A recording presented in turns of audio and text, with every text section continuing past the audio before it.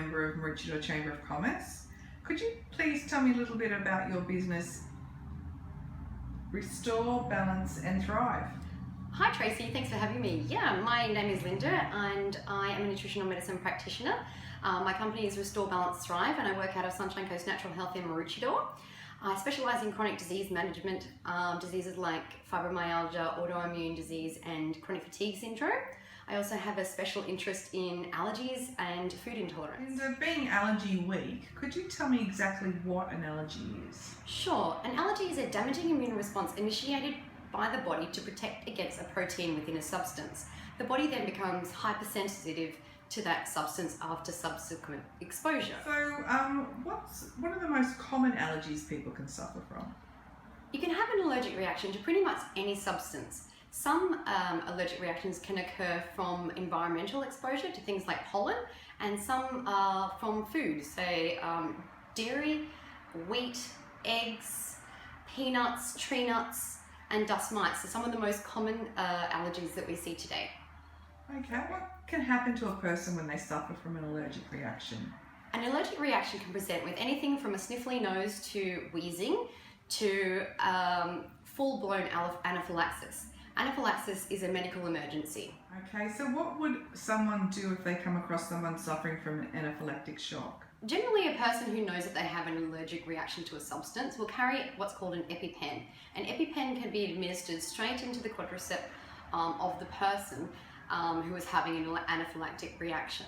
So if you think that you have an allergic reaction that is anaphylactic, if you were to see your doctor will generally prescribe something to carry with you at all times. Okay, and if the layperson comes across someone and they don't have an EpiPen, best to call 000? Absolutely, yes. Always call 000 and ask around to see if anyone else has an EpiPen that you may be able to use. Okay, so if you administer an EpiPen, it doesn't hurt someone, with the consequences of the drug going into the system? No, generally not. If there is, if the patient is having trouble breathing, it means that they're potentially having an anaphylactic reaction, which causes dilation of blood vessels, and they are at risk of having a cardiac episode. So it is always in best interest to administer the EpiPen.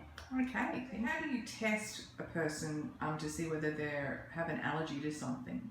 There are a couple of ways of testing for allergies. The gold standard is a RAS test, which is a series of pinpricks of a small amount of the allergen under the skin to initiate a reaction. It is the size of the wheal that is present after the administration, which determines the extent of the allergy.